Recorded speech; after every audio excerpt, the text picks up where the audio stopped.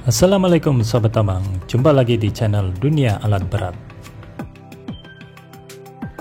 Di video kali ini kita akan belajar tentang cara kerja hoist control valve. Setelah di video sebelumnya kita belajar nama-nama komponen di hoist system. Sebelum kita mempelajari cara kerja hoist control valve, kita pelajari dulu bagian-bagian di hoist control valve. Gambar tersebut menunjukkan hoist control valve jika dilihat dari depan. Kita lihat satu persatu bagiannya. Oke, yang pertama adalah lower solenoid. Lower solenoid ini terletak di sisi sebelah kiri dari hoist control valve. Lower solenoid ini akan diberi tegangan oleh ECM atau istilahnya energize ya.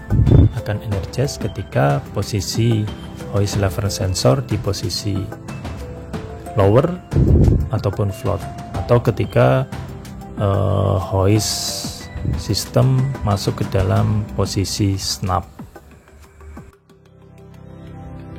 Di sebelah kanan hoist control valve terdapat rise solenoid yang akan energize ketika hoist lever sensor ada di posisi rise. Komponen lainnya yang bisa kita lihat dari bagian depan hoist control valve adalah brake cooling relay valve. Nah, apa sih fungsinya brake cooling relay valve ini? Brake cooling relay valve ini berfungsi untuk membatasi pressure maksimum pada saat hoist system di posisi hold. Kita bisa melihat juga pada hoist control valve terdapat dua buah pressure tab. Nah, yang sebelah kiri itu adalah pressure tab yang digunakan untuk melakukan pengukuran pressure maksimum pada saat posisi rise. Sedangkan yang sebelah kanan digunakan untuk melakukan pengukuran pressure maksimum pada saat posisi lower. Bisa juga untuk pada saat posisi float ataupun snap.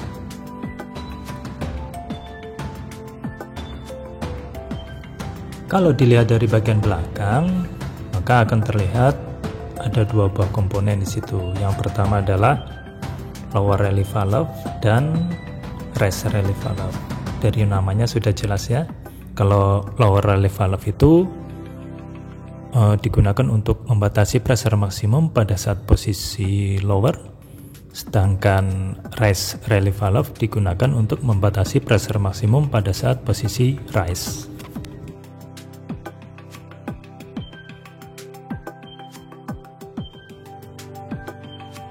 Yang perlu kita perhatikan dalam memahami cara kerja hoist solenoid adalah ketika hoist solenoid dalam posisi off, entah itu rise ataupun lower solenoid, maka pilot pressure akan tetap standby. Sehingga bila kita ukur tekanannya akan terbaca senilai sekitar 500 PSI.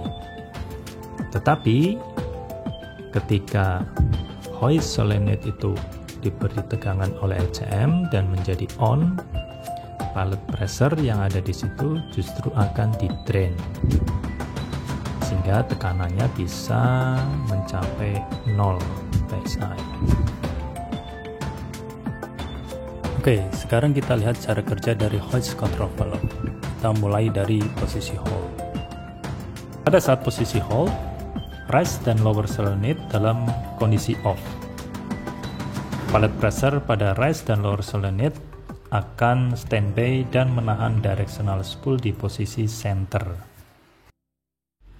Pada posisi ini, oli dari hoist pump yang akan menuju ke head end ataupun ke rod end ditutup oleh directional spool, sehingga oli dari hoist pump langsung diarahkan ke brake cooling.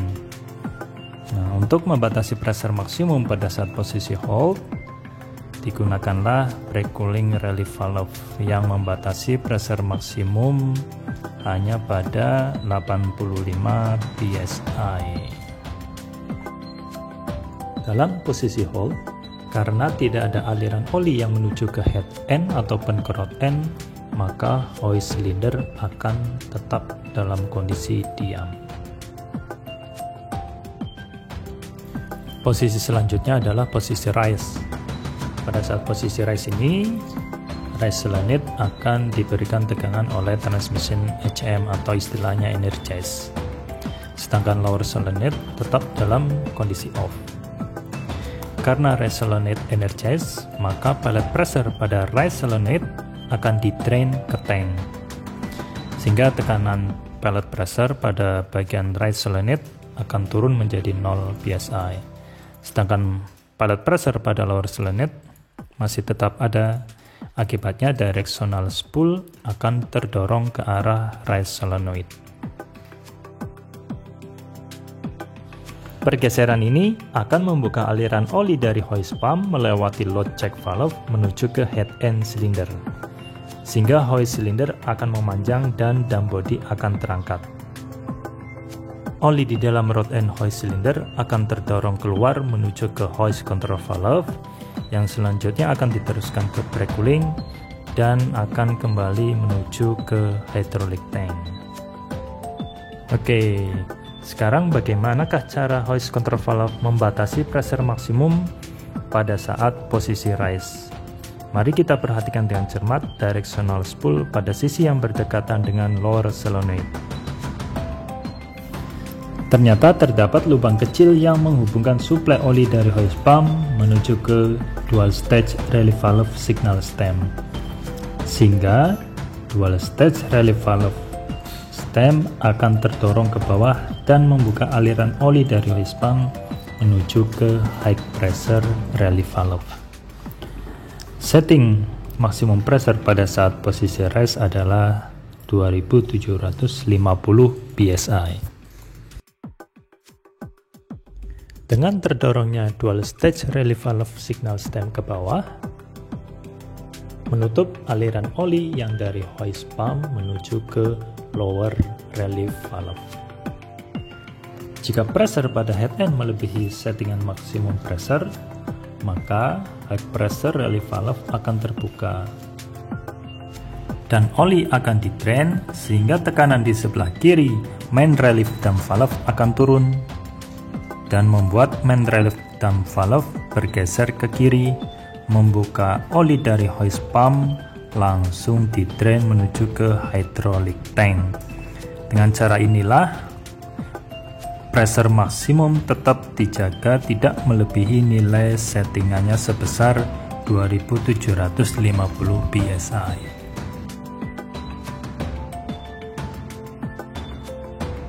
Oke, sekarang kita pelajari pada saat posisi lower.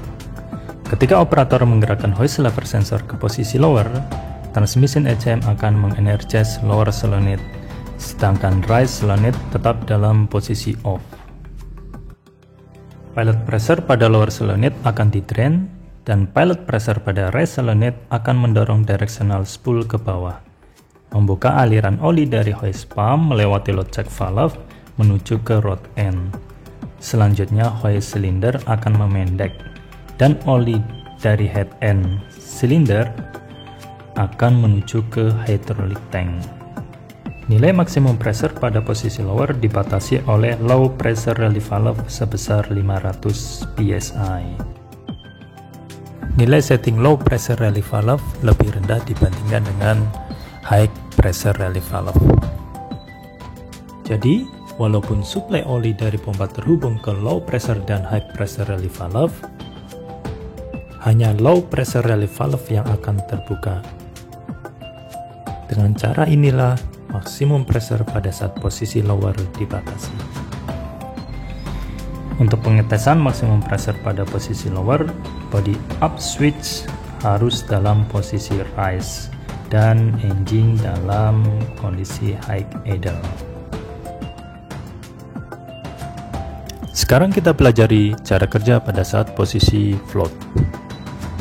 Ketika operator memindahkan hose lever sensor ke posisi float, transmission HM akan mengenergize lower solenoid, tetapi tidak sebesar pada saat posisi lower. Akibatnya, pilot pressure pada lower solenoid sebagian di-drain ke tank, sehingga directional spool bergeser tetapi tidak sejauh pada saat posisi lower. Oli dari hose pump sebagian melewati load check valve dan directional spool, kemudian menuju ke rod end hoist cylinder, dan sebagian lagi akan diarahkan oleh directional spool menuju ke brake cooling. Sedangkan oli yang dari head end cylinder akan dialirkan menuju ke hydraulic tank. Oke, sekarang kita pelajari cara kerja pada saat posisi snap. Posisi snap terjadi ketika dam body hampir menyentuh frame. Input dari body up switch akan dikirimkan ke transmission ECM. Selanjutnya, ECM akan menggerakkan directional spool ke posisi snap. Pada posisi snap ini, pergerakan directional spool hanya sedikit saja, sehingga menghambat aliran oli dari hoist pump dan memperlambat turunnya dam body. Operator tidak perlu mengatur posisi snap ini, karena ketika hoist lever sensor ada di posisi lower atau float dan body up switch pada posisi turun, maka control valve akan berada di posisi snap. Kalau kita ukur nilai tekanan pada saat posisi snap ini, maka akan terbaca nilai tahanan pada brake oil cooler. Dan nilai maksimum pressure pada posisi snap ini dibatasi oleh brake cooling relief valve sebesar 85 psi. Oke, itulah video cara kerja hoist control valve pada saat posisi hold, rise, lower, float, dan snap. Tonton terus video-video dari channel Dunia Alat Berat, dan jangan lupa share, like, dan subscribe. Terima kasih. Assalamualaikum warahmatullahi wabarakatuh.